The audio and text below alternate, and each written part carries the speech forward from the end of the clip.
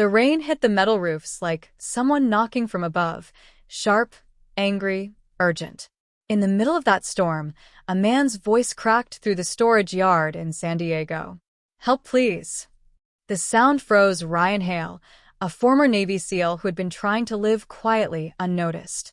His K9, Shadow, stiffened beside him, ears locked forward. A flickering bulb cast long shadows across the lot. Calm light, violent storm. Something was wrong. Very wrong. And this time, Ryan told himself, "I'm not too late." Ryan didn't come here to be a hero.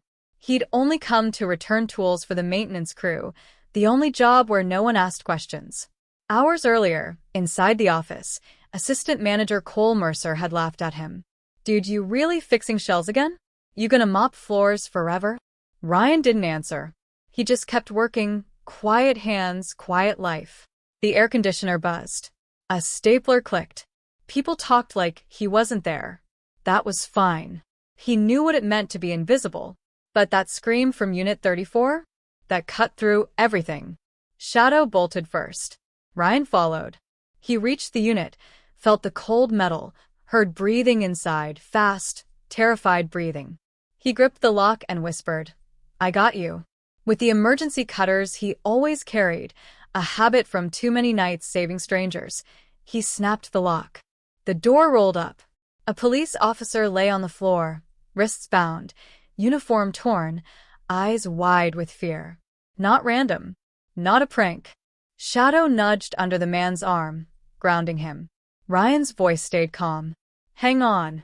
You're safe now." He called it in and added one line that changed everything. "Send internal affairs, too." Across the lot, through the rain, Coles had jerked up. And for the first time he looked scared. Medics arrived. Noise filled the storage yard.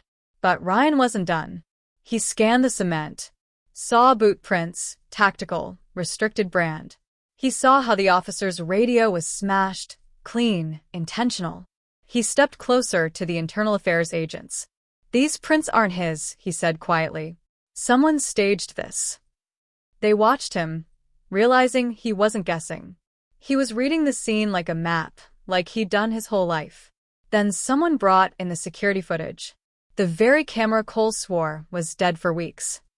The screen flickered, and there he was, Cole Mercer, dragging the unconscious officer into Unit 34, checking his watch, walking back to the office, waiting to find the victim later, waiting to blame the silent ex-SEAL with no title, no status, no voice. The room shifted. Jokes died. Whispers replaced them. Employees who always sided with Cole now stood near Ryan, quietly, almost ashamed. Ryan didn't gloat, didn't lift his chin, didn't even look at Cole. He'd seen men break before. This moment didn't need noise. Internal Affairs stepped to Ryan. "You're Hale, the one who wrote the joint rescue protocols, right?" Gasps in the room. The maintenance guy was the man half their training was built on. Ryan nodded, but his eyes stayed down. He hadn't hidden his past out of pride.